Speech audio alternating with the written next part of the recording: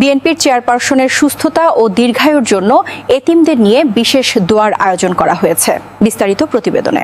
বাংলাদেশ জাতীয়তাবাদী দল বিএনপি আটঘরিয়া উপজেলা শাখার অঙ্গ সহযোগী সংগঠন কর্তৃক আয়োজিত 3 বারের সাবেক সফল প্রধানমন্ত্রী বিএনপির চেয়ারপারসন, গণতন্ত্রের মাতা, আপসহীন নেত্রী ও দেশনেত্রী বেগম খালেদা জিয়ার সুস্থতা ও দীর্ঘায়ু কামনায় দোয়া মাহফিল অনুষ্ঠিত হয়েছে।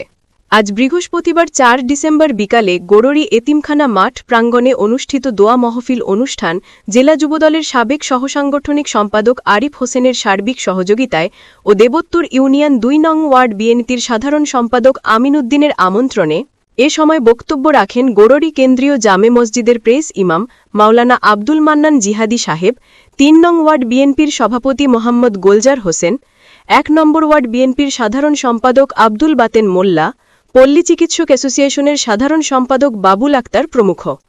দোয়া পরিচালনা করেন গোড়রি এতিমখানা হাফিয়া মাদ্রাসার সুপার মাওলানা আবেদ আলী।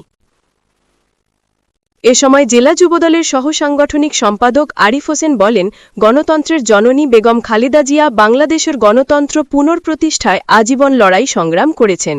দেশের মানুষের অকৃত্রিম ভালোবাসার জন্য দেশ ছেড়ে কখনো যাননি। বর্তমানে তার অসুস্থতা আমাদের সকলকে ব্যথিত করেছে। মানবতার মা দেশনেত্রী বেগম খালেদা জিয়াকে যেন মহান আল্লাহ দ্রুত সুস্থতা দান করুন।